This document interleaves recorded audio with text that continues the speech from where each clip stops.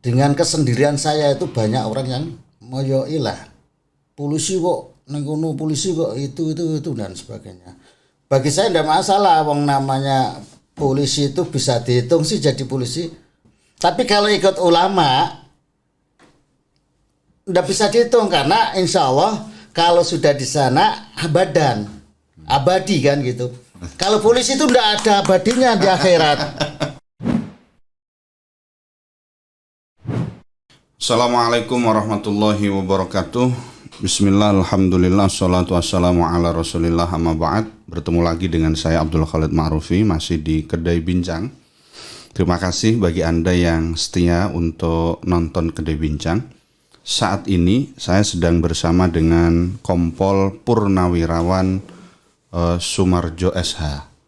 Beliau ini kalau saya katakan adalah seorang santri, meskipun kata Maulana Al-Habib Umar Al-Mutahhar, santri itu bukan orang yang selalunya berdomisili di pondok pesantren, tetapi santri itu adalah orang yang tabi', orang yang ikut dan taat kepada ulama. Dan orangnya sekarang ada di hadapan saya karena beliau dua mode. Satu, beliau adalah mode abdi negara, dan yang kedua adalah abdi ulama. Di mana abdi negara dan abdi ulama ini, Maulana Al-Habib Lutfi mengatakan dua hal ini adalah kunci persatuan daripada NKRI. Dan salah satunya ya di hadapan saya ini. Selamat malam Pak Sumarjo SH. Selamat malam. Assalamualaikum warahmatullahi wabarakatuh. Assalamualaikum warahmatullahi wabarakatuh. Sehat nggih? Alhamdulillah sehat. Baru purnawirawan tahun Ya. 2021. Sebetulnya saya purnawirawan itu pernya 1 September 2020. Namun baru dilepas kemarin, diadakan pelepasan di Polres Bakalan Kota itu kemarin 2021. Sehingga pas 1 tahun sebetulnya saya sudah purnawirawan. Beliau ini sama dengan saya. Samanya adalah saya dari Jawa Timur. Artinya bukan penduduk asli Pekalongan, tetapi orang yang kemudian ya mencari barokah di Pekalongan. Sama juga dengan saya, beliau dari Kendal. Jadi kalau saya dari Jawa Timur, beliau dari Kendal, tetangga dekat Pekalongan lah. Pak Sumarjo, kita ingin ngobrol-ngobrol tentang kehidupan panjenengan. Semoga bisa menjadi inspirasi bagi ya para penonton, karena panjenengan ini di kalangan muhibbin Maulana Al-Habib Lutfi merupakan salah satu di antara orang yang dekat dengan beliau, Al-Habib Lutfi bin Ali bin Hashim bin Yahya. Dulu jenengan itu dari Kendal ke Pekalongan itu ceritanya seperti apa? Terima kasih Pak Kiai Ma'rufi. Mas. Sebelumnya saya juga karena tadi menyangkut dengan beliau Al-Habib Lutfi bin Ali bin Hashim bin Umar bin Tuha. Sebelum saya berbicara, saya mohon maaf kepada beliau dulu apabila nanti pembicaraan saya ini ada yang salah. Oke. Saya sebelum di Pekalongan itu di Kendal. Asli tumpah darah saya di Kendal. Kendalnya pun di rumah sakit Dr. Suwondo. Lahirnya di sana. Kendal. Nah. Tumpah darah di Kendal. Kemudian pendidikan SD, SMP, SMA Kendal. Sebetulnya memang cita-cita saya itu setelah sekolah mau ke pondok. Mondok sebetulnya. Tapi karena Allah Ta'ala memberikan jalan lain. Saya lulus pendidikan SMA atau di Semea itu. Masyarakat saya itu menginginkan saya jadi lurah sebetulnya. Karena waktu itu lurah sudah harus PNS. Kan tidak ada pilihan.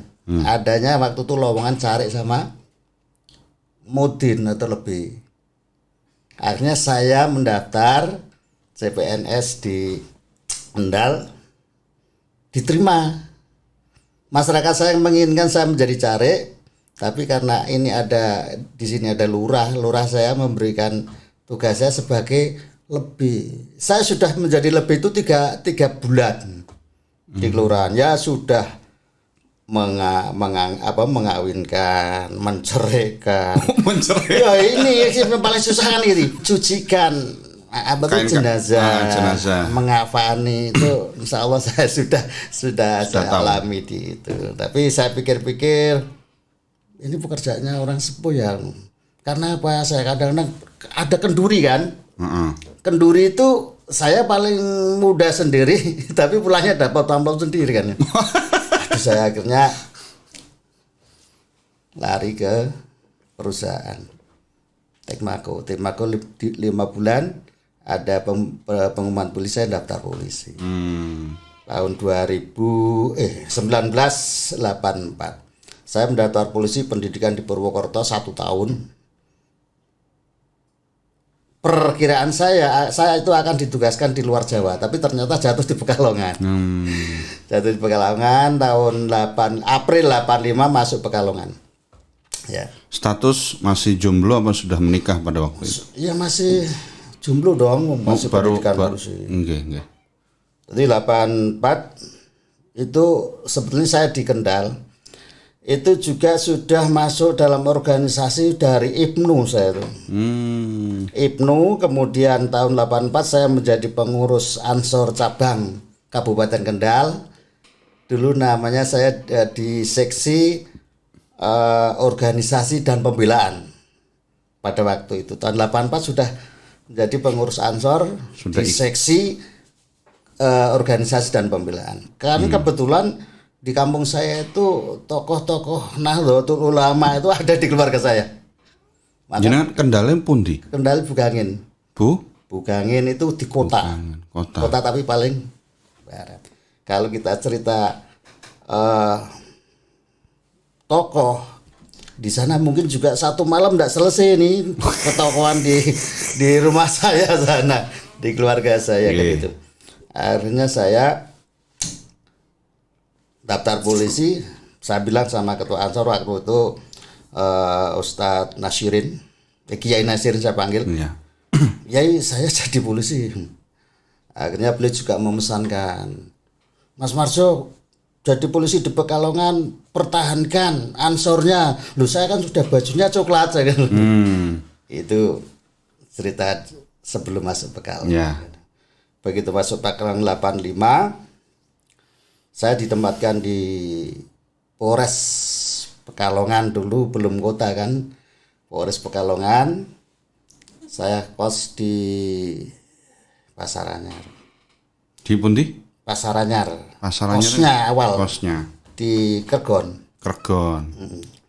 Yang saya kebiasaan saya itu kalau sebelum jadi polisi setelah asar sampai berangkat sekolah itu ya seperti panjenengan itu pakai sarung, pakai picis kan.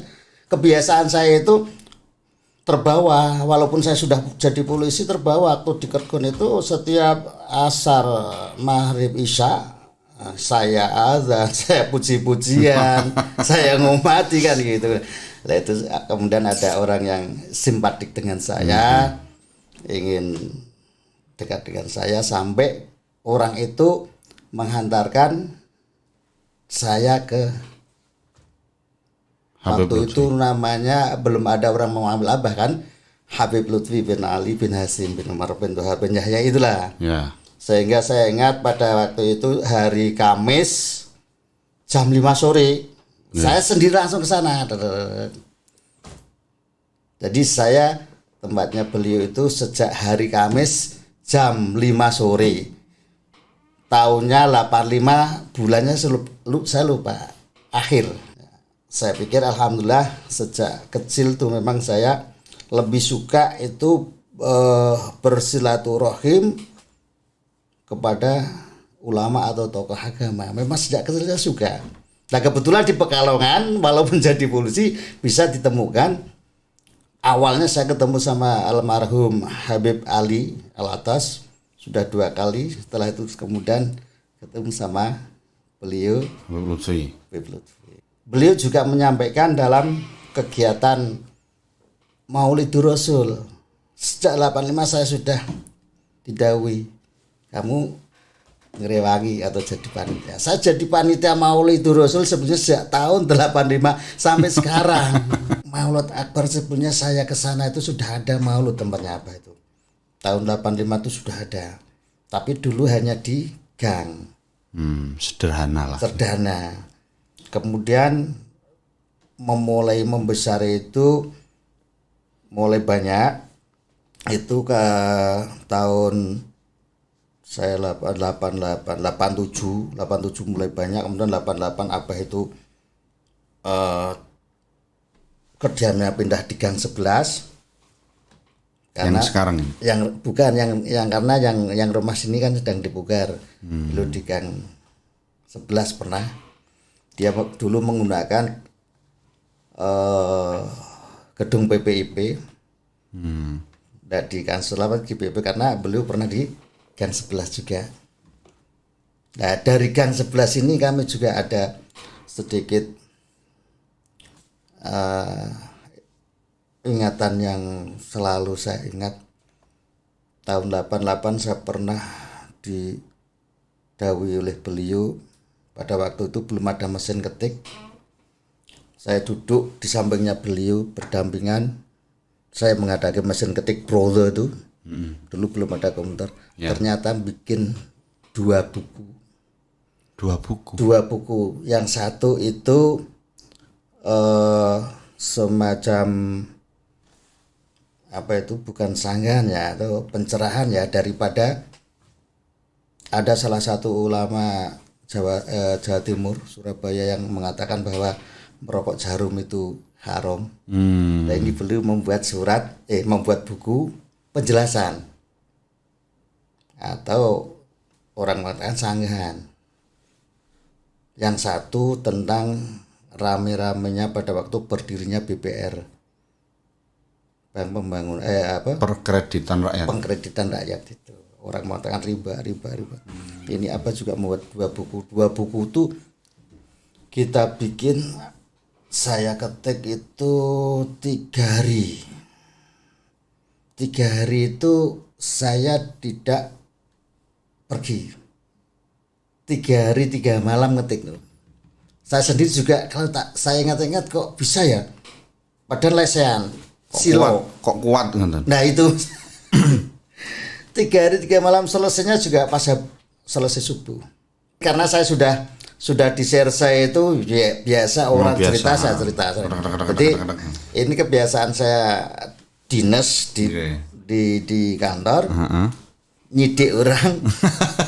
Tapi di sini ganti nulis ceritanya. Beliau menyampaikan, langsung saya ke diri. Itu 3 hari 3 malam 2 buku. Akhirnya buku tersebut menurut keterangannya beliau dikirimkan ke PBNU. Nah, kalau sampai sekarang rokok jarum dengan Abah itu ada kaitannya, itu ya menurut saya tidak salah. Karena pada waktu itu rokok jarum itu dikatakan oleh salah satu ulama haram. Nah, Abah tanpa diminta, tanpa diperintah dan sebagainya memberikan penjelasan. Kan dikatakan bahwa rokok jarum itu haram karena hasilnya untuk ini, untuk itu kan. Nah, setelah ada sanggahan itu, terus akhirnya kan muncul dari rokok jarum itu akhirnya soang mendekat sama waktu itu belum mendekat tuh baru-baru ini. Dulu akhirnya ada bantuan ke masjid itu, ada jam, ada sajadah, dan di apa pernah dapat sajadahnya juga, sampai sekarang saya masih ada itu. Itu tahun 88 itu yang kadang-kadang saya tidak masuk akal, kenapa 3 hari 3 malam silo mesin tik di bawah. Kalau komputer mendingan ini di bawah nih. Itu 3 hari 3 malam ngetik terus bisa. Lekan niku nggih kali Abang nggih. Ya lelan sama Abah bareng melek. Bareng ndak tidur ya. terakhir subuh suruh makan bareng. Saya alasan terus akhirnya saya itu pulangnya dibawahi apa Cangkingan. beras setengah kandi.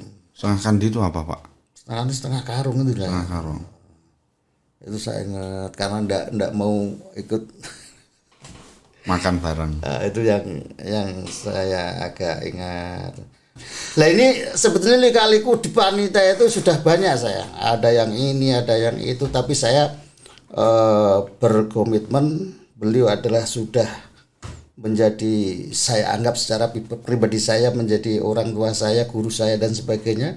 Karena saya berprinsip jadi polisi dari Kendal sampai Pekalongan ini kalau tidak ada pengawasan jauh dari orang tua kan susah. Maka saya sangat berterima kasih sekali kepada beliau. Pada 85 itu ditimbali Tendaleme, saya berarti sudah mendapat pengawasan oleh seorang ulama, bahkan seorang habaib. Saya berkomitmen adalah sebagai polisi. Nah, Selain saya juga berada di ulama yaitu Al-Habib Lutfi. iya. Maka saya harus mengendalikan dua manajemen dalam berpikiran. Manajemen kedinasan dan manajemen ulama. Ulama harus bagaimana, dinas bagaimana. Sehingga dengan adanya dua manajemen ini saya harus bisa betul-betul cermat dan bijak. Dengan kesendirian saya itu banyak orang yang moyoilah. Polisi kok nengkono, polisi kok itu dan sebagainya. Bagi saya tidak masalah, wong namanya polisi itu bisa dihitung sih jadi polisi. Ternyata pun saya akhirnya pensiun kan. Kan bisa dihitung. 85 saya jadi polisi, 84 lah. 2020 saya pensiun. Kan berarti itu 36 tahun kan? Iya, 36 tahun. 36 tahun kalau hari 36 dikalikan 365 kan dihitung. Tapi kalau ikut ulama nggak bisa dihitung karena insya Allah kalau sudah di sana abadi kan gitu. Kalau polisi itu nggak ada abadinya di akhirat. Oke, Pak Sumarjo, bagaimana Anda menyikapi orang-orang yang menganggap kedekatan panjenengan dengan Abah ini hanya sekedar untuk mencari jabatan? Untuk saya secara pribadi saya serahkan kepada Allah. Orang yang mengatakan demikian tuh ndak saya dengar. Ndak saya dengar karena apa? Itu merupakan bagian dari orang yang akan menjauhkan saya dengan ulama. Ya. Coba kalau saya ngikuti dia bahwa ini terus saya akhirnya keluar dari situ. Berarti saya jauh dari ulama. Kalau saya jauh dari ulama yang rugi otomatis kan saya sendiri. Orang itu tinggal keplok. Maka wallahu a'lam bishawab, terserah panjenengan mau bicara apa, monggo. Yang penting saya mencari ridhonya Allah dengan mendekat atau bersama-sama dengan ulama. Ya, ini memang satu hal yang menarik buat saya karena saya kan dunianya dunia santri. Sementara panjenengan dua hal, satu mengabdi kepada ulama dan kedua mengabdi kepada negara. Pak Sumarjo, pelonge ati jenengan niku kalau ikut ulama itu enaknya apa? Ya kita tidak mencari enak, mencari ridho Allah, main biar plong. Karena dengan ulama itu notabene itu dekat dengan Allah, otomatis kita akan didoakan kepada ulama itu agar Allah juga ada memberikan ridho kepada kita segala tindak tanduk, dan supaya kita juga berharap kehidupan kita itu diatur oleh Allah, bukan kita mengatur kehidupan kita. Kita berusaha kehidupan kita biar diatur oleh Allah, maka kita serahkan pada Allah.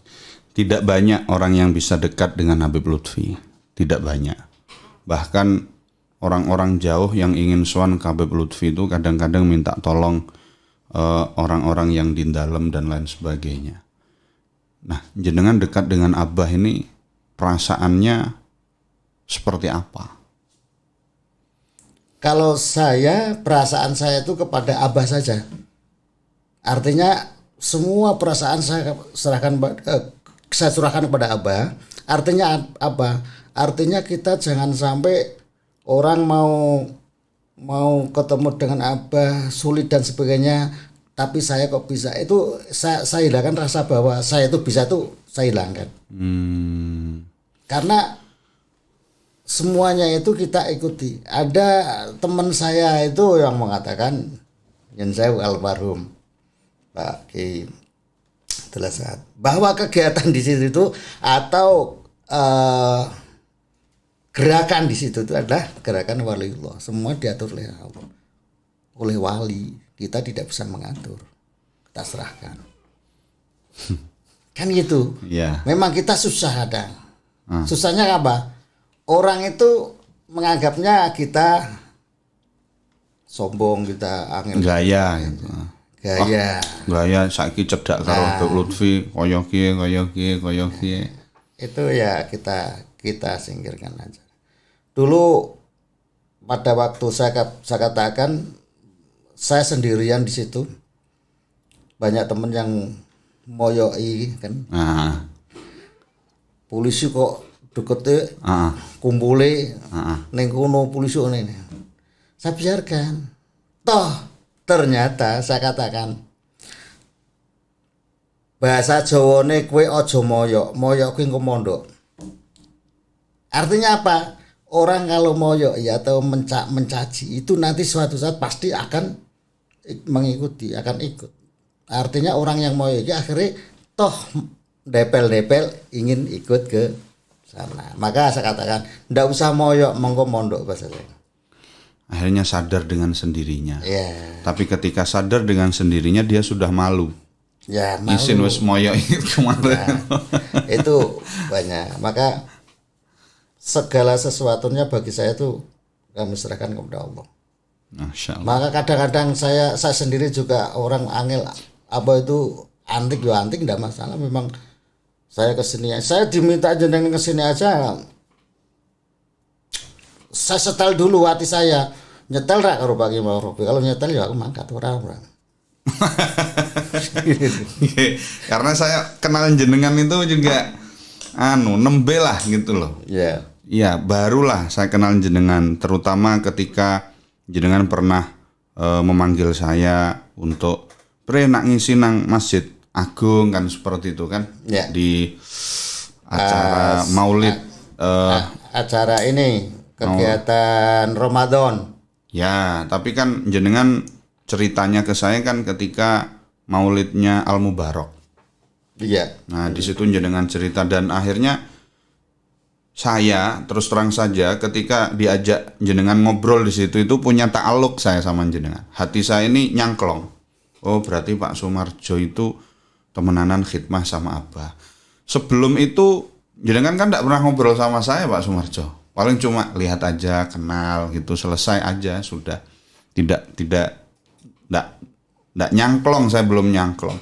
Maka akhirnya saya pengen ngobrol sama Pak Sumarjo di podcast. Saya bilang begitu di dalam hati lah. Alhamdulillah malam ini terijabah saya ngundang jenengan dan jenengan alhamdulillah melegakan waktu, ngelegake waktu ke sini sampai malam. Ya.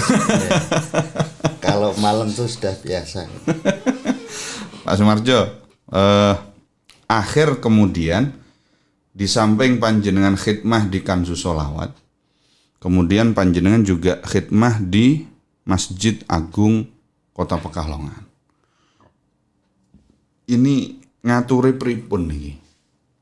Nggih. Jenengan ndak merasa wah aku kok kakean tugas. Gimana Pak? Jenengan tidak merasa seperti itu atau enjoy? Maka saya tadi sampaikan bahwa saya itu inginnya itu tidak ingin mengatur hidup saya. Kalau saya mengatur hidup saya otomatis akan membuat perhitungan-perhitungan. Jam sekian harus begini. Itu misalnya saya harus ikut ke sana, harus ke sini, harus bagaimana. Karena saya serahkan pada Allah, saya setelah pensiun ini diminta untuk menjadi pengurus di Yasmaja, saya laksanakan dengan rasa ikhlas bahwa ini adalah suatu jalan saya yang harus saya lewati. Karena ibarat roda itu wis yen ono jeglongan, itu kadang-kadang nak dihindari itu malah membahayakan. Harus kita lewati apa adanya. Kita ikhlaskan pada Allah. Jadi tidak berpikir yang macam-macam. Itu Terus aja. melu ae. Yes, pokoknya mohon ridhonya Allah aja. Apalagi namanya sudah purnawirawan tuh notabene umurnya kan sudah sepuh. Justru suatu keberuntungan bagi saya andikan saya bisa bersama-sama di Yasmaja. Itu di sana banyak ustadz, ustazah, banyak kiai. para kiai, bunyai juga ada di pengurus kan itu. Sehingga kesempatan itulah kita untuk menambah ilmu agama yang contohnya yang hal-hal sepele kita mungkin kurang sempurna bisa disempurnakan dengan berkumpulnya dengan ulama, karena bisa tanya langsung di saat-saat senggang. Contohnya mau puasa yang sempurnanya bagaimana? Pak, sebentar. Jenengan punya prinsip seperti yang barusan jenengan omongkan itu apa setelah ikut Abah atau sebelum ikut Abah? Saya sendiri tidak tahu sejak dulu. Sejak awal itu saya seperti ini orangnya. Ya gimana ya? Pokoknya ya beginilah saya kan gitu. Saya tidak bisa mengatakan setelah ini setelah itu tuh. Nggak, kalau orang itu kan kadang-kadang saya bisa seperti ini setelah saya kenal si A, saya kenal si B. Tapi jenengan memang dari dulu karena mungkin hidup di lingkungan para sesepuh nggih, sehingga prinsip-prinsip itu sudah tertanam sejak lama Iya. atau Kalau kita kembali pada saat saya kecil itu tidurnya dilanggar dulu, namanya langgar. Tidur dilanggar Pak, pagi berangkat sekolah, mulai asar langgar musola itu. Itu bersama-sama dengan teman-teman. artinya prinsip-prinsip itu sudah prinsip kecintaan jenengan kepada ulama sudah tertanam sejak dari kecil. Sehingga ketika panjenengan menjadi polisi dan kemudian memiliki jabatan tertentu, terakhir adalah kompol, komisaris polisi itu, prinsip itu masih terus terbawa. Insya Allah masih saya rasakan di jiwa saya. Karena kadang-kadang ketika sudah punya jabatan tertentu lupa. Kita bahkan pada saat sekolah perwira itu kan pelatih kadang-kadang memotivasi pada kita, kalian harus bangga. Justru itu saya menjadi prihatin. Kebanggaan kita harus kita ikuti dengan rasa tanggung jawab kita. Bisa ndak? Jangan bangga dulu tapi kalau tanggung jawabnya belum bisa. Saya berpikirnya ke situ. Maka jabatan kadang-kadang saya tidak terpikirkan. Justru tanggung jawab dalam jabatan itu bisa atau tidak kita lakoni. Jangan sampai kita bangga dapat jabatan ini tapi tanggung jawabnya ini dilimpahkan sama anggotanya, misalnya kamu kerjakan ini yang saya takutkan. Jabatan saya yang bisa saya. Maka ada yang seperti itu ada. Oh alam. Maksud saya bagi saya kan saya tidak mau seperti itu lah. Jadi kita aku pimpinannya loh. Saya kerja awakmu gitu loh ya. Itu yang saya takutkan justru seperti itu. Maka saya kadang-kadang melupakan jabatan saya, bahwa saya sama dengan yang lain. Kerja bareng-bareng bahasanya. Tapi tanggung jawab pekerjaan itu saya, karena selaku yang memangku jabatan itu. Hanya itu aja. Tapi kebanggaan di jabatan harus diikuti dengan keprihatinan bisa atau tidak melaksanakan yang dibebankan dalam jabatan. Jangan hanya bangga menjadi pemimpin, tetapi akhirnya terlena dengan pekerjaan pemimpin itu terlupakan. Itu yang paling takut. Karena ya itu tadi kembali sejak kecil saya hidup saya itu dididik untuk bertanggung jawab. Akhirnya kira-kira kalau jenengan ada yang memanggil kiai seperti apa? Ya ini Ya, susah Ustaz. saya. Bahkan saya sendiri juga bingung. Ada enggak yang manggil kiai? Nggak ada lah. Enggak ada, Ustaz. Kalau ada nggak saya dengarkan kan itu. Kan itu. Masalahnya gini loh Pak Sumarjo. Ilmu yang panjenengan dapat itu karena panjenengan dekat dengan Abah. Ini adalah ilmu yang lompatannya jauh. Kalau orang santri tulen dia belajar alfiyah, dia belajar ini. Kalau jenengan kan enggak, langsung dengan Abah dan mendapatkan berbagai macam pengalaman dan nasihat-nasihat dari Abah. Akhirnya nasihat-nasihat ini kadangkala bisa menjadi hidayah bagi orang lain. Ketika menjadi hidayah bagi orang lain, maka orang itu akan mengatakan, boleh enggak saya mengundang Anda guru? Nah, ketika Anda diundang sebagai guru atau kaiki masih polisi tapi kiaiku, tak anggap kiai lo, seperti apa Mas Marjo? Biar beliau yang menganggap. Seperti tadi saya sampaikan, kita itu justru kadang-kadang melupakan jabatan. Kalau kiai sandang kiai itu semacam apa tuh? Semacam jabatan kan, sejenis kan ya. Ya itu sama. Kita jangan terus ada orang memanggil kiai seneng, jangan, justru prihatin kan. Kalau namanya guru, setiap orang mengajarkan satu apa kalimat saja sudah menjadi guru kan itu. Tapi apakah bisa kita membimbing orang yang mengatakan itu guru atau kiai itu, saya membimbing orang itu untuk menjadi orang yang benar? Ya paling tidak loh, saya terus terang jenengan dawuh tadi yang saya tepuk tangan itu, loh itu betul masuk ke saya. Artinya nasihat panjenengan itu masuk ke saya dan saya pikir panjenengan pantas untuk saya katakan sebagai seorang guru karena nasihat itu masuk. Dan siapa tahu ucapan yang panjenengan ucapkan tadi bersamaan dengan ridhonya Allah dan akhirnya kita menjadi manusia yang lebih baik. Nah itulah, mari kita bersama-sama, tidak usah mencari apa-apa, kita mencari ridhonya Allah Subhanahu wa ta'ala aja. Kan gitu. Itu monggo bareng-bareng mencari ridhonya Allah tuh, supaya Allah Ta'ala tuh meridho itu kita harus bagaimana. Iya, ya, asik. Gitu. Asik. Jadi apa pengalaman spiritual panjenengan?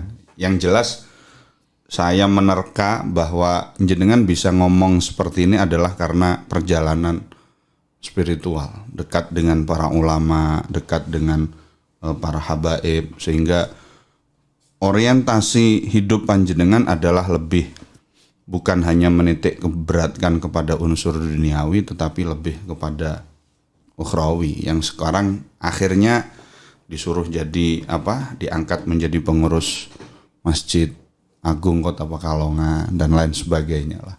Dan itu panjenengan enjoy meskipun banyak orang yang ngomong ini itu panjenengan tetap enjoy dolanan HP. Iki loh sampean delok iki nang ruangan kono. Apa namanya CCTV itu loh yang sering jenengan sampaikan ke saya kan, CCTV dan lain sebagainya. Baik, perkembangan Masjid Agung Kota Pekalongan sekarang seperti apa Pak? Sebetulnya kita tidak punya kewenangan untuk menceritakan Masjid Agung ya, karena Masjid Agung itu ada di sana, ada secara struktural itu ada pembina, ada penasehat, ada ketua umum, ada ketua.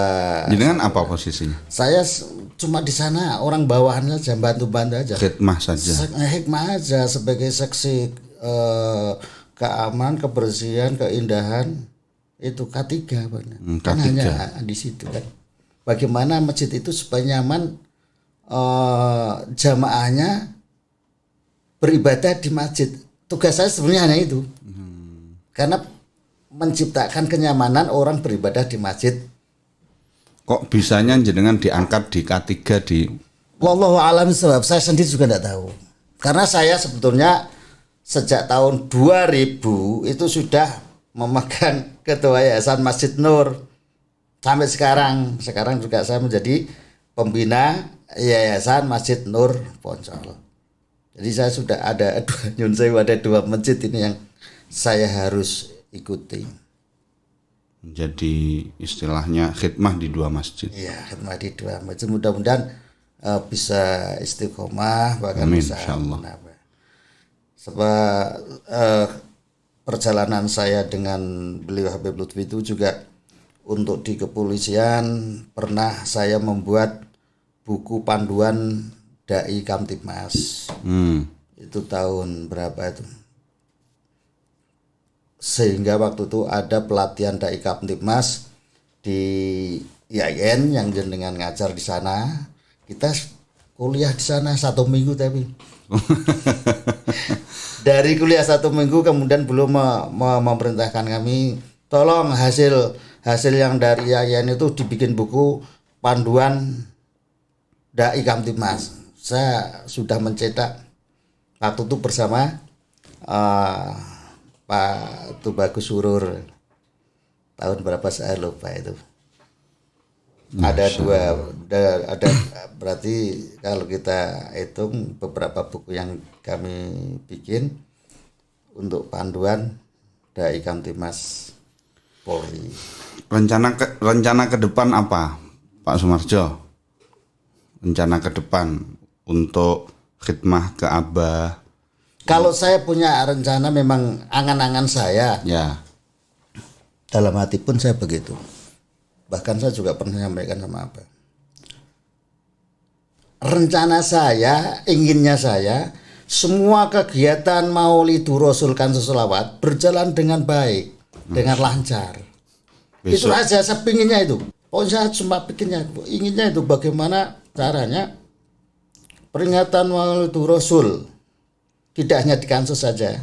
Berikut rangkaian-rangkaiannya ini bisa berjalan dari masa ke masa terus berkembang. Inginnya itu. Kenapa? Karena memang saya ingin menjadi atau mengikut supaya bersama dengan beliau, dengan Rasulullah. Cintanya saya sama ulama gitulah intinya. Ya, ini di situ. Yang lain-lain itu nantilah. Karin dhisik wis gitu. Ibaratnya saya harus, kemarin juga saya sampaikan, pokoknya saya inginnya bagaimana caranya Maulidur Rasul harus berjalan. Kecil saya pun juga begitu. Saya menggerakkan maulid masih remaja, masih SMP di kampung itu mubeng saya. Sudah begitu. Maka ini saya pertahankan sampai saya meninggal pun kepinginnya maulid ini terus. Ada terus. Jangan pernah berhenti. Jangan ada pernah berhenti. Walaupun ada rintangan apapun seperti saat sekarang ada situasi begini, yuk kita tetap jalan walaupun ada halang. Ini perintahnya masih jalan ini insya Allah. Kalau maulid tidak ada berhentinya, maulid harus berjalan terus. Maulid Akbar? Maulid Akbar kita rencanakan harus jalan. Apapun nanti yang akan menjadi perhatian. Ya gitu. Terakhir Pak Sumarjo, nasihat dari jenengan sebagai orang tua kepada para anak-anak muda. Sebenarnya kan saya belum bisa kan memberikan nasihat. Paling saya sendiri juga perlu dinasihatin. Saya berbicara begini aja pun saya mikir, saya berbicara begini kenapa? Nggak sadar jenengan? Nggak sadar, salah enggak ini kan? Salah enggak saya kan? Nah, bagi generasi muda menurut saya tetap walaupun situasi apapun peganglah agama. Agama otomatis keterkaitannya adalah adanya ulama. Ulama di sini kan kalau apalagi di kampung-kampung sudah ada ustadz itu yang harus selalu didekati. Kebersamaan, carilah menggalilah ilmu dengan para ulama. Jangan sampai ada situasi begini ikut-ikutan jauh dengan ulama. Yang penting bisa membuka Google, belajar agama lewat internet itu juga membahayakan. Walaupun membuka internet tapi harus pokok punya guru. Jadi harus ada guru. Kalau pesan saya itu harus cari guru agama.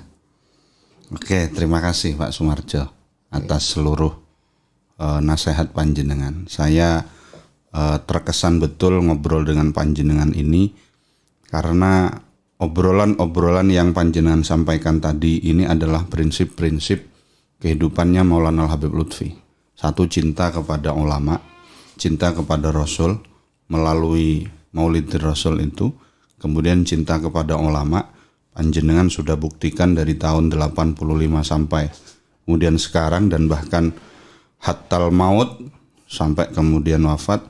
Dan ketiga, kecintaan panjenengan untuk ngaji, bukan hanya secara online tapi secara offline, dan bahkan ngajinya jenengan offline terus karena panjenengan gurunya ndak pernah online ngaji. Habib Lutfi apa pernah online? Kan tidak, guru panjenengan selalu offline dan keilmuannya Masya Allah luar biasa. Khidmah kepada min auliyaillah, Masya Allah ini luar biasa dan jarang kita temui orang-orang yang seperti panjenengan. Malam ini semoga memberikan barokah Amin, untuk saya dan keluarga, dan saya minta doanya Pak Sumarjo. Enggak ya, saya harinya jenengan. Oh, enggak, karena saya kan lebih muda. Minta doa sama yang lebih tua. Amalnya lebih banyak panjenengan, usianya lebih banyak. Saya belum dapat ijazah untuk memberikan doa kepada orang lain. Lah ini kan cekelan saya kan angel, Mas. Kecuali sudah dapat ijazah wis engko nek ana wong njaluk donga kaino donga ini misalnya. Utawa kowe mau dongaknen ngono. Enggak lah, saya didoakan karena saya mau hidup yang sesungguhnya nanti di Kedung Kebo itu. Oh gitu. Iya, itu kan the real life itu. Ya mudah-mudahan Kedung Kebo itu menjadi cikal bakal kekuatan Aswaja. Amin, insyaallah. Jangan sampai Aswaja nanti terombang-ambingan. Sini ada kan menjadi lebih kuat. Dan mudah-mudahan guru-guru yang ada di sana itu ilmunya manfaat semua. Amin. Pemirsa, obrolan saya dengan beliau Bapak Kompol Purnawirawan Sumarjo ini menurut saya sangat luar biasa karena prinsip-prinsip yang disampaikan bukan prinsip-prinsip yang beliau pedomani selama ini, tapi prinsip-prinsipnya adalah prinsip ulama. Seperti apa yang disampaikan beliau barusan yang terakhir kali adalah semoga Kedung Kebo menjadi penguat Aswaja. Ini adalah omongan ulama ini. Ini kalau bukan karena setrumnya beliau dekat dengan ulama, tidak mungkin beliau mau ngomong seperti itu.